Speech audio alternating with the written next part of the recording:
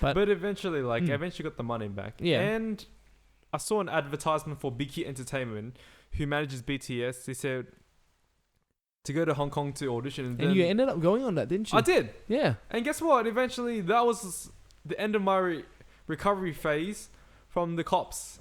I went there for a trip and I auditioned. I sang my heart out and I'm like, fuck, it was so good. Yeah. It felt so good going to Hong Kong on my own. And eventually, I met a couple of friends who had the same dreams as me. And now, even though they live quite far away, they're still my friends now and then. I mean, you've met a lot of people, who these real people, workers, grinders, hustlers, who they're at the start of the story, Yeah. We all see it on TV where people at the part of the story, they've hit the success and stuff like that. But we don't, those people on the television, we weren't there when they were, on their hands and knees scrubbing the floor, trying to make ends meet so they can, make it. Yeah. It's such a, this whole world of, entertainment and stuff, it definitely, it's, number one, very fascinating. And I see a lot of beauty in it, things like that.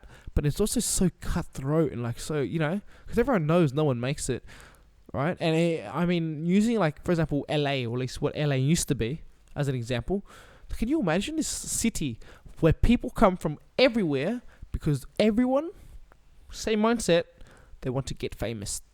Yeah, that's the How way to is go. it that for Yeah, that's just the way to go. Though. Every motherfucker wants to play a main character.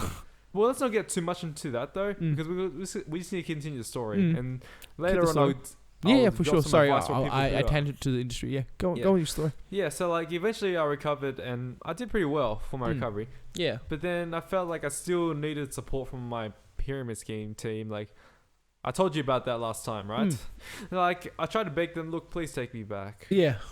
So despite obviously you'd cleaned your debts, you made that all back, and you were like, yeah, I want to come back. Okay. Yeah, because I just needed people to talk That's to. the network support that you. They said, you know what, nothing has changed about you. You're still the same old person, unless you give us 10 more associates.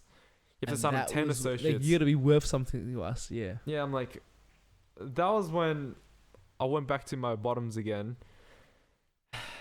And then I felt lost. I felt like 2019, I still had to find a way to recover myself. So I started going to the gym, losing weight. And eventually, I came across a Gumtree ad. And then there was this boss who owns a tutoring company who eventually recruited me. And for the first time, I started making a lot of money on my own without having to do any illegal shit. He gave me a lot of shifts in order to make the money. You don't say that please don't say that you do illegal shit often. You don't. Pyramid scheme isn't necessarily illegal. It's just you're misguided. Yeah. But at least you could say, for the start, you were making an hourly, were you? Was it an hourly? For my tutoring, yeah? Yeah, exactly. Yeah, of course, hourly. Yeah. Start, finally, you were making a real job money. You know what I mean? Work. Think about it. This is what I hate about the pyramid scheme.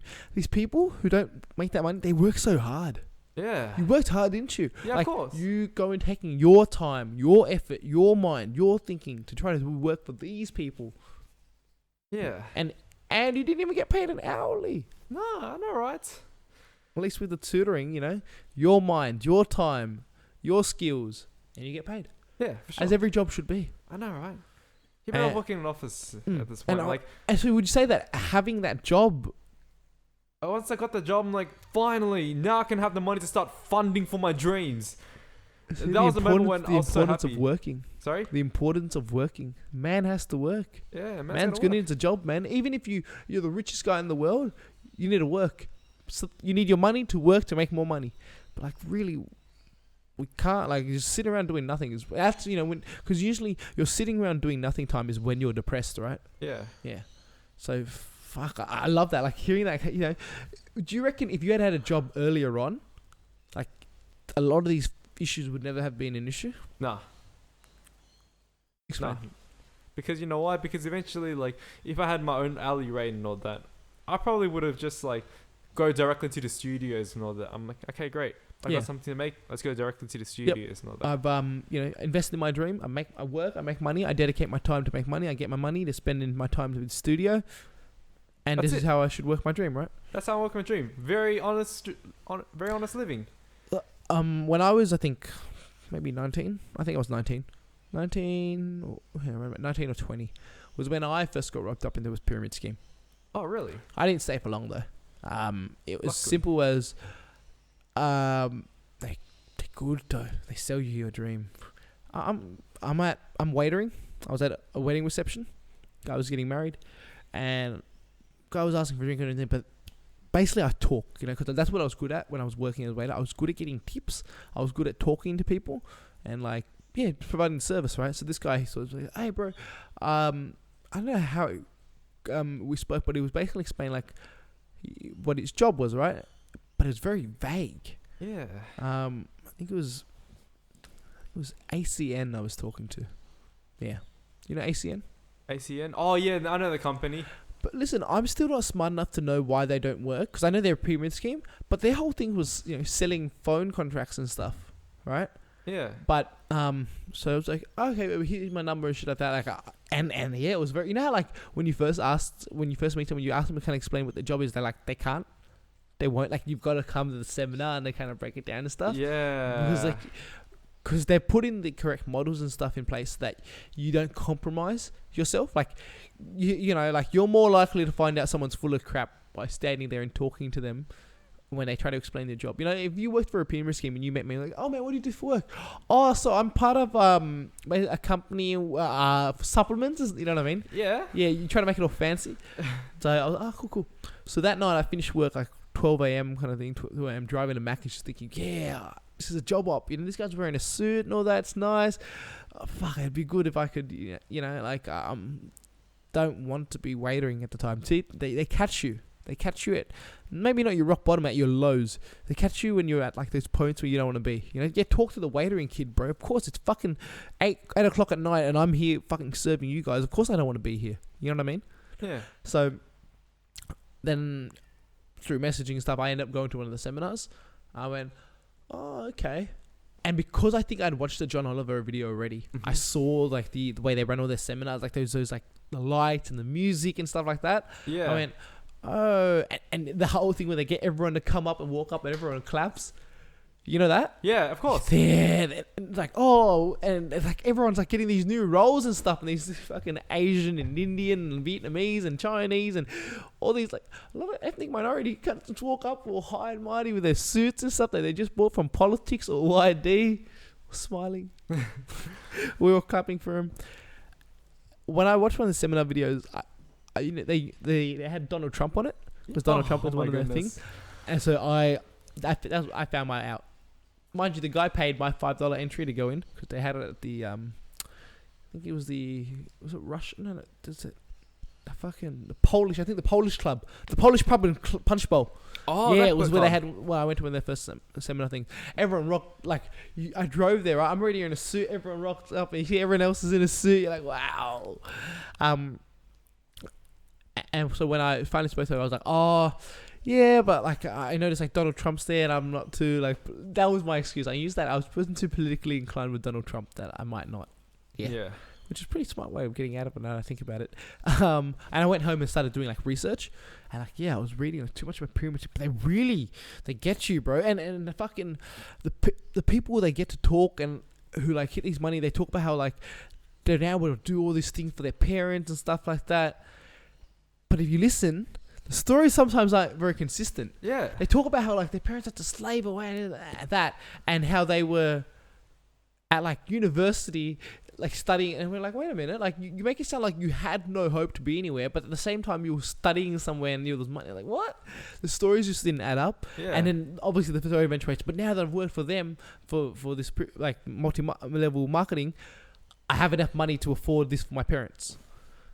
That's kind of bullshit. I'm gonna tell you straight up, like, if someone rocks up and can give you all these business cards on that, just have some warning signs up within your mind. I'm just telling you right now, like, they prey on the young and naive. I was young and naive when I signed up for this bullshit.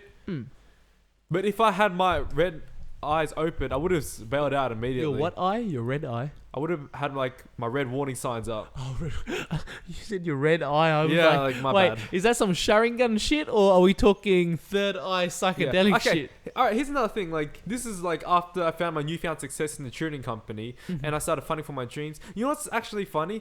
All the fancy shit that you see in front where they said, oh, you're so likable, you're so sellable and all that. But guess what happened behind the scenes? So what happened was the old Pyramid Scheme team hit me up and started disrespecting me, calling me a piece of shit, and you'll never go anywhere in life. They try to say that we'll be more successful than you, we'll have our own celebrity or than you. Why? Because you know why? Because deep inside they're insecure about themselves. To be fair, yeah, because what I just forgot was, while you're the one being misled, trying to like get them to let you back in, we forget that they are also being misled. Yeah. Oh.